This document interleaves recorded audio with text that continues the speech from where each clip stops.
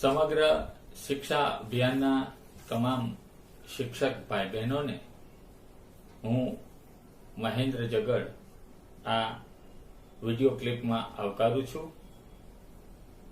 આજે આપને હું પેટા મુદ્દો 5 અંતર્ગત બ્રેલ લિપિ વિષયક વાત કરીશ. મિત્રો, બ્રેલ લિપિનું જ્યારે નામ યાદ આવે ત્યારે લુઈ બ્રેલ યાદ આવ્યા વગર રહે નહીં.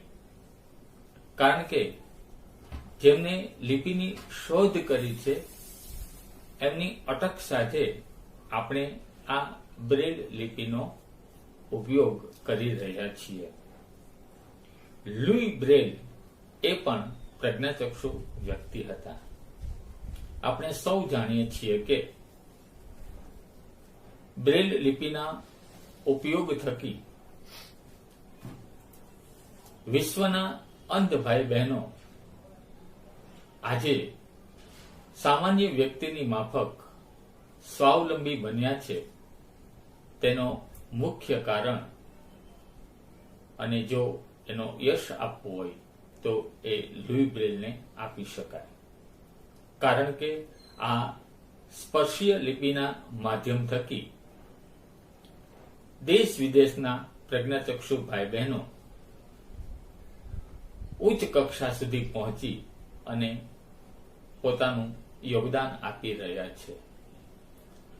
લુઈ બ્રેલને ધારદાર સૂયો વાગવાથી પોતે અંધ બન્યા અને ત્યાર પછી એમને પણ શિક્ષણ માટે કોઈ એવી લિપિ નહોતી કે જે સરળ હોય, એટલે ખૂબ જ તેમને કઠિનાઈનો સામનો કરવો પડતો હતો. ત્યારે લુઈ બ્રેલ પોતાનો આવિષ્કાર કરવા માટે આ લિપિની ખોજ કરી અને 12 ટપકાની લિપિમાંથી આ 6 ટપકાની લિપિ બનાવી છે. આ 6 ટપકા એટલે આ 6 ટપકા વડે અંધજનો કોઈ પણ ભાષા વાંચન લેખન કરી શકે છે. એ ગુજરાતી હોય, હિન્દી હોય, અંગ્રેજી હોય કે મરાઠી હોય. આ 6 ટપકામાંથી 63 સંકેતો પ્રાપ્ત થાય છે. જેમાં હું તમને પ્રાયોગિક માહિતી આપું તો આ ટપકા નંબર 1, ટપકા નંબર 2, ટપકા નંબર 3, આ તરફ ટપકા નંબર 4, 5 અને 6. તો આમ આ 6 ટપકાની ગણતરી આપણે કરી શકીએ. 1, 2, 3, 4, 5, 6. આ 6 ટપકામાંથી 63 સંકેતો પ્રાપ્ત થાય છે કે જેમાં સ્વરો, વ્યંજનો અને વિરામ ચિહ્નોનો ઉપયોગ કરી શકાય. સાથે સાથે સંગીતના સંકેતો પણ આની અંદરથી આપણે પ્રાપ્ત કરી શકીએ. આ લિપિનો ઉપયોગ કરવા માટે સર્વપ્રથમ સ્પર્શ ખૂબ જ મહત્વની બાબત છે. આ તો હું અત્યારે જે તમને ટપકા બતાવી રહ્યો છું એ વિડીયોમાં દેખાય એ માટે મોટા મોટા ટપકા છે. બાકી ખૂબ જ નાના ટપકા હોય કે જેના દ્વારા આપણે પુસ્તકો કે પત્ર વ્યવહારનું વાંચન લેખન કરી શકીએ. એટલે મને એક કાવ્ય યાદ આવે છે જે મારું રચાયેલું છે કે 6 ટપકાની લિપિ બનાવી અંધજનોની દુનિયા સજાવી. 6 ટપકાની લિપિ બનાવી અંધજનોની દુનિયા સજાવી. લેખન વાચન સઘળું કરાય, સામ સામેના સંદેશા દેવાય. લેખન વાચન સઘળું કરાય, સામ સામેના સંદેશા દેવાય. હોય વિજ્ઞાન કે ગુજરાતી, હોય વિજ્ઞાન કે ગુજરાતી એ અન્ય ભાષાઓમાં એ મહેકાતી અંધજનોની દુનિયા સજાવી, 6 ટપકાની લિપિ બનાવી, અંધજનોની દુનિયા સજાવી. તો મિત્રો, આ બ્રેલ લિપિના ઉપયોગ વડે અભ્યાસક્રમ ઉપરાંત સામાયિકો, નવલકથાઓ, નવલિકાઓ આજે આ બ્રેલ લિપિ દ્વારા, અને સાથે સાથે કહીએ તો ખોટું નથી કે અંધજનો અંધ વ્યક્તિના આદાન પ્રદાન માટે પત્ર વ્યવહાર કરવો હોય તો પણ એ કરી શકે છે. આ બ્રેલ લિપિની એક ખાસિયત છે કે તેમને આપણે હાથના ટેરવા વડે વાંચન કરી શકીએ છીએ. સામાન્ય લોકો કે જે મુદ્રિત લિપિ અથવા તો શાહી લિપિ આંખ વડે જોઈને વાંચે છે, તેમ અંધ વ્યક્તિઓ આવી રીતે સ્પર્શ કરીને જોઈ શકે છે. દાખલા તરીકે અત્યારે મારે ગ કરવો છે, તો આ ગ ટપકા નંબર 1, 2, 4, 5. હવે મારે ભ કરવો છે, તો એના ટપકા નંબર છે 4 અને 5, તો આ 4 અને 5. ફરી પાછું મારે લ કરવો છે, તો આ 1, 2, 3 ટપકા નંબર 1, 2, 3. હવે લખવું છે મારે કે પ, તો અહીંયા ફરી પાછું એક ટપકો ઉમેરી દઈએ, તો 1, 2, 3 અને 4, તો એ પ થઈ જશે. એમ વાંચન પણ કરી શકાય અને લખી પણ શકાય.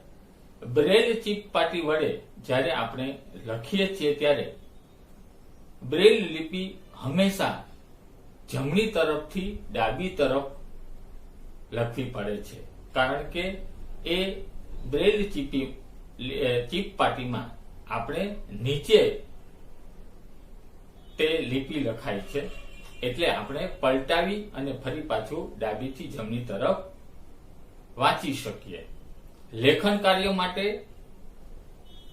ટપકા નંબર 1, 2, 3, 4, 5, 6 એમ કરવું હોય તો જમણા હાથથી 1, 2, 3, 4, 5, 6 આપણે લખવું પડે અથવા ગણવું પડે, અને જ્યારે વાંચીએ ત્યારે ડાબી તરફથી 1, 2, 3, 4, 5, 6 એમ એનું વાંચન કરવું પડે.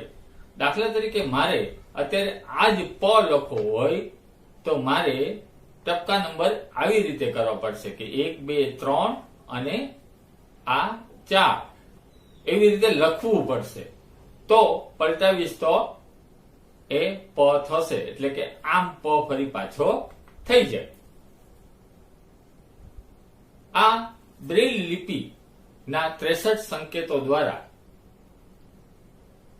વિશ્વના 63 દેશોની અંદર હાલ આ બ્રેલ લિપિનો ઉપયોગ થાય છે, અને દરેક ભાષાઓમાં જે સ્વરો વ્યંજનો હોય એ સ્વરો વ્યંજનો દ્વારા અંધજનો સ્પર્શ દ્વારા તેમને વાંચન લેખન કરી શકે છે.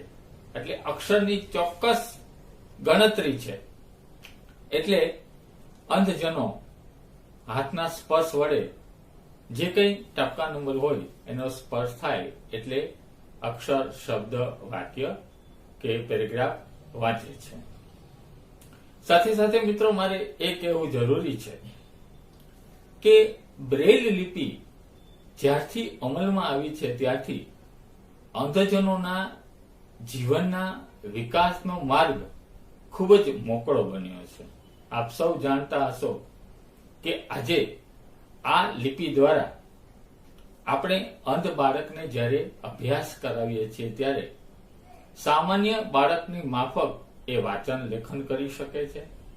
સાથે સાથે તેમનું જ્ઞાનનો આદાન પ્રદાન કરી શકે છે. એમના કૌશલ્યનો વિકાસ, એમના જીવનનો વિકાસ આ લિપિ દ્વારા થતો રહ્યો છે. તો આવા આપણા દિવ્યાંગ પ્રજ્ઞાચક્ષુ બાળકોને બ્રેલ લિપિ શીખવવી એ ખૂબ જ ઉપયોગી બાબત છે. સાથે સાથે એ પણ કહીશ કે આ લિપિ દ્વારા જે બાળકોનો વિકાસ થાય છે, ઉચ્ચતર શિક્ષણ પ્રાપ્ત કરી અને તેઓ સ્વાવલંબન માટે રોજીરોટી કમાય છે, ત્યારે ઘણા એવા ઉત્તમ ઉદાહરણો છે કે જેના દ્વારા પ્રજ્ઞાચક્ષુ વ્યક્તિઓ પ્રોફેસર, સીએ, કલેક્ટર, બેંકમાં ક્લાર્ક, મેનેજર, રેલવે ડિપાર્ટમેન્ટની અંદર પણ કાર્યરત છે. આવા આપણા ભાઈઓ બહેનો ફિઝિયોથેરાપી તરીકે પણ કામ કરે છે. તો આવા ઉત્તમ ઉદાહરણો આપણે આપી શકીએ. અમારા જુનાગઢ જિલ્લાના આશીષભાઈ માકણ કે જેઓ સીએ છે અને વિશ્વ વિક્રમ કહી શકાય પ્રજ્ઞાચક્ષુ વ્યક્તિ માટે કે પ્રજ્ઞાચક્ષુ હોવા છતાં તે આશીષભાઈ માકડ સીએ ની પદવી પ્રાપ્ત કરી અને આજે પોતાની સ્વતંત્ર કાર્યાલય ધરાવે છે. તો આનાથી વિશેષ તો શું હોઈ શકે? જો બ્રેલ લિપિ ન હોત તો એ પણ પ્રશ્ન આપણી પાસે થાય. પણ બ્રેલ લિપિ આપણી પાસે છે તો તેનો ઉપયોગ એ ખૂબ જ મહત્વની બાબત છે.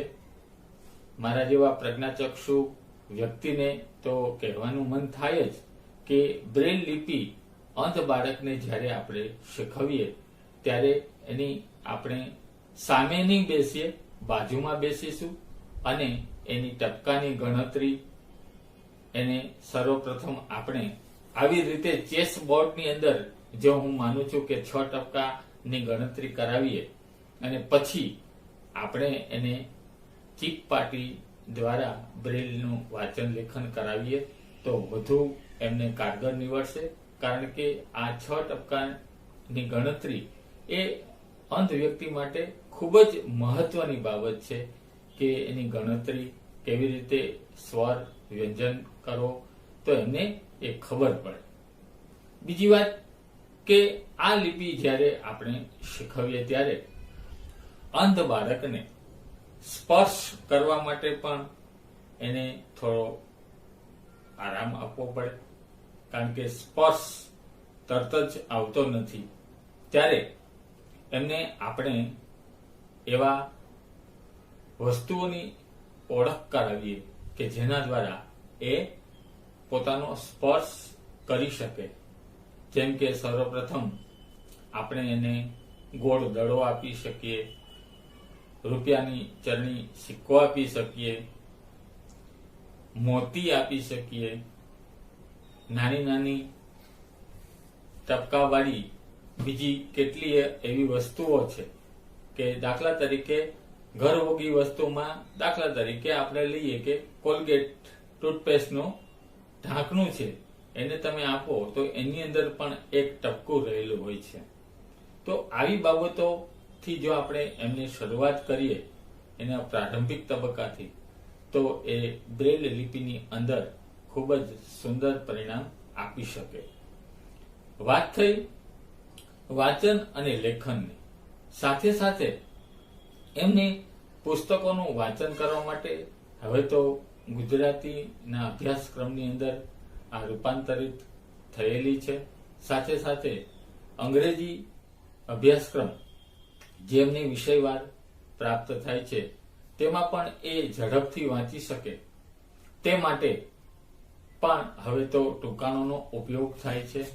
સાથે સાથે પહેલાના જમાનામાં તો પુસ્તકો વ્યવસ્થિત રીતે પ્રાપ્ત થતા નહોતા, પરંતુ આજે 1 થી 12 ધોરણના પુસ્તકો સર્વ શિક્ષા અભિયાન અંતર્ગત આપણા બાળકોને નિઃશુલ્ક પ્રાપ્ત થાય છે અને સમયસર પ્રાપ્ત થાય છે. એ ખૂબ મહત્વની બાબત છે.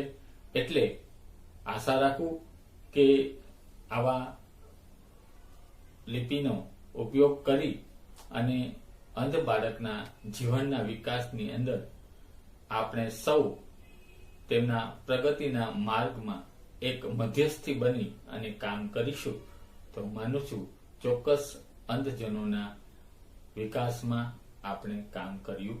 ઘણા શિક્ષા અભિયાન અંતર્ગત આ વિડીયો ક્લિપ બનાવવા માટે જે મને પ્રેરિત કર્યો છે તે સૌનો ખૂબ ખૂબ આભાર. મહેન્દ્ર જગડ, ક્લસ્ટર શાહપુર, તાલુકો વંથલી.